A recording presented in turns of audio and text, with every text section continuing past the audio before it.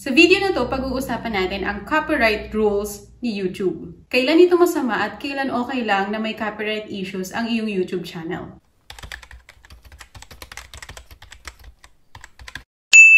Hi everyone! Welcome sa Pinay YouTuber kung saan pinag-uusapan natin everything about YouTube. Kung ikaw ay isang YouTuber or nag-uumpisa pa lang sa YouTube, subscribe na sa aking channel para updated ka sa lahat ng bago sa YouTube world. Ang dami kong nare-receive na questions sa comment section ng bawat videos ko about sa copyright issue ni YouTube. Kaya for once, ginawan ko na siya ng separate video. Kung isa ka sa mga nag-comment, please let me know in the comment section below para alam ko kung nasagot ko ba yung tanong mo or nakatulong itong video na to sa'yo. Or kung isa kang small YouTuber or batikang YouTuber na at nagkaroon ka ng experience pagdating sa copyright issues, let us know in the comment section below as well kung ano yung naging experience mo pagdating sa copyright issue para may matutunan din yung ibang mga subscribers or manunood nitong video. So first question, ano nga bang ibig sabihin ng copyright sa YouTube? Copyright sa YouTube ay ang eksklusibong legal na karapatan ng isang creative owner kapag may ginawa siyang halimbawa, kanta, video, artwork, or other kind of content sa platform ni YouTube. Halimbawa, isa kang singer at gumagawa ka ng mga original songs at ina-upload mo sa platform ni YouTube. So, yung mga original songs mo, pwede mo siyang lagyan ng copyright. Para na din alam mo kung paano ipapamahagi, ipapakita, or paano gagamitin ng ibang tao yung mga kantang ginawa mo. At kung sakali, maaaring makatanggap ka rin ng income sa mga kanta na ginawa mo na original at in-upload mo sa YouTube. Ang copyright rules ni YouTube ay applicable sa lahat ng klase ng content na ina-upload mo or ako sa platform ni YouTube.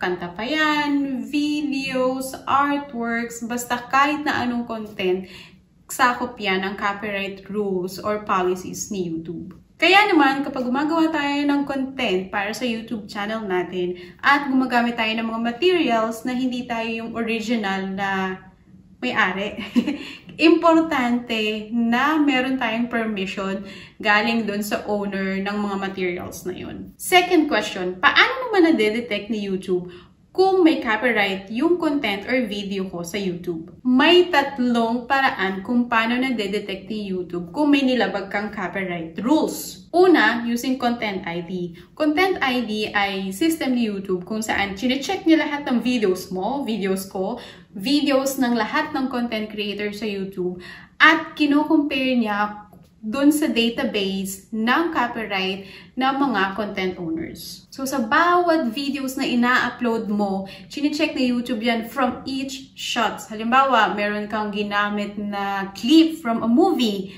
or songs or pictures na dapat ay may copyright. So, nade-detect niya yan bawat isa. Pangalawa, nagre-relay din si YouTube sa report ng mga copyright claims. Halimbawa, nakita ko na ginamit mo yung isang video na original na ako yung gumawa at in-upload mo sa channel mo, then, pwede kong i-report yung video na yon sa YouTube saying na, hey, itong taong to, ginamit yung content ko without my permission. So, paano mag-report ng copyright claim? So, i-open nyo lang yung video na gusto nyong i-report and then may makikita kayong 3 dots. Pag kinlik nyo yun, may makikita kayong option na report and then select other legal issues. And third, merong dedicated na team or mga tao, totoong tao, na nag-check ng mga reports ng copyright claims. It can be coming from the Content ID or mga reports na ginawa ng mga copyright owners. Third, anong mangyayari kapag may copyright claim or copyright issues ang channel mo? Kapag na-detect ni YouTube na may copyright issues ang channel mo, may dalawang bagay na pwedeng mangyari. Una, pwedeng magkaroon ka ng copyright claim.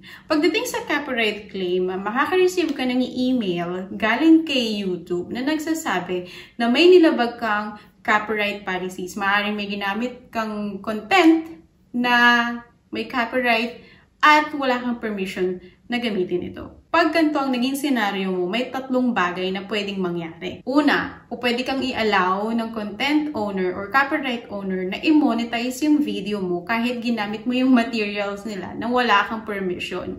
Pero sa ganitong scenario, makaka-receive ng income from your video yung copyright owner. Pangalawa, pwedeng i-block ng copyright owner yung material for selected countries or for other countries, kaya hindi mo siya magagamit sa video mo. Pangatlong scenario is pwedeng i-request ng copyright owner kay YouTube na tanggalin yung copyrighted material sa video mo.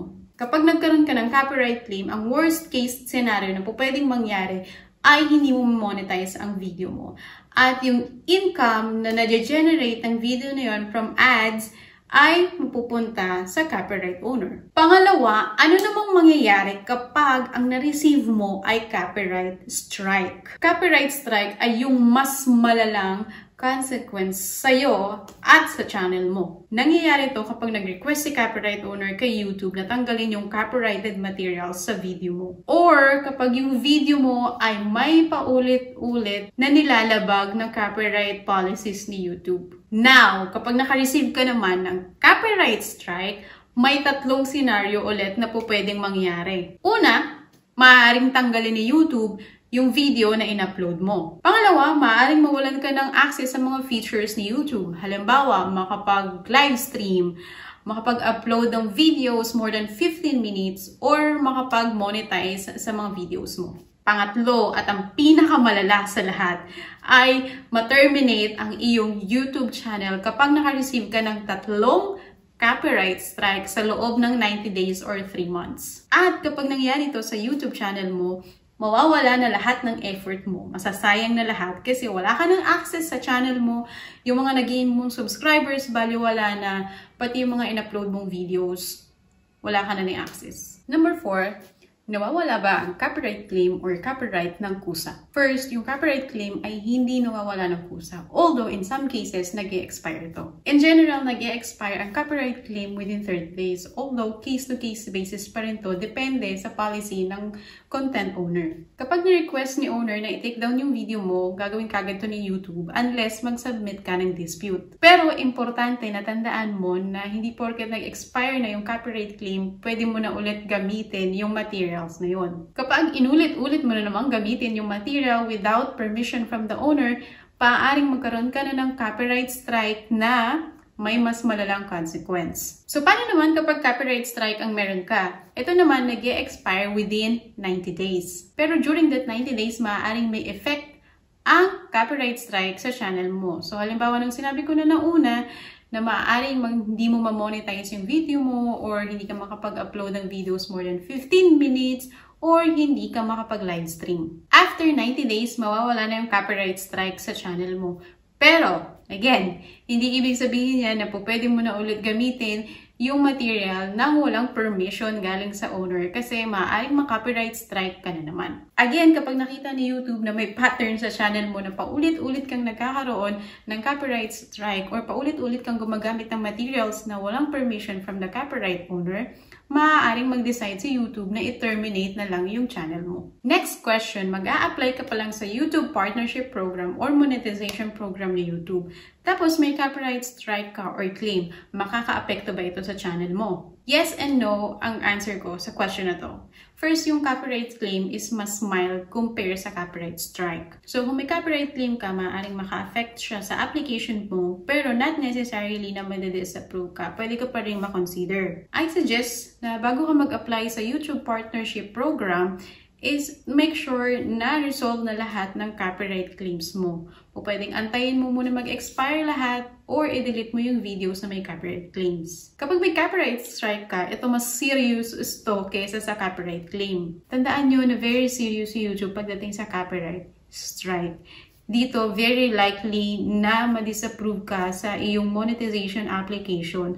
So, tuwing gagawa ka ng content, make sure na meron kang permission or iwasan mo talagang magkaroon ka ng copyright strike. Last question, paano naman yung mga cover songs? May copyright din ba ito or pwede pa ding ma-monetize yung video? Alam ko na sobrang daming channels ang gumagawa ng cover songs. As long as nasa public domain yung song na gusto nyo i-cover, pwede pa rin siyang ma-monetize on a prorated basis. Provided na yung owner ng original song na gusto nyo i-cover ay part din ng YouTube Partnership program. So, ibig sabihin, hati kayo sa income na mag-generate sa ad revenue. Pero, malaking pero, hindi ito nangangahulugan na lusot ka na sa copyright policies ni YouTube. Para ma-monetize nyo yung videos ng channel ninyo, make sure na nakakuha kayo ng permission galing sa label or song owner na gagamitin nyo for cover songs yung songs nila. Note din na ang paglalagay ng disclaimer sa video description or sa comment ay hindi kaparehas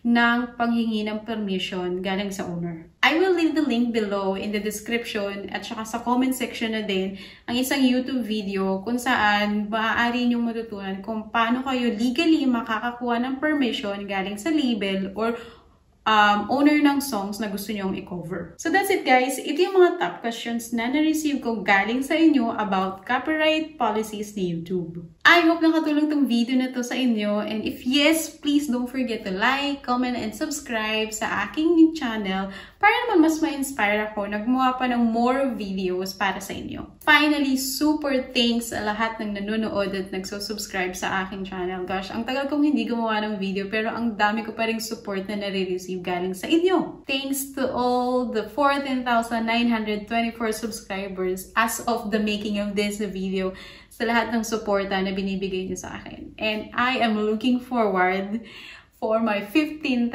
subscribers. I'm so excited. As I've mentioned, ang channel na to ay all about improving in YouTube.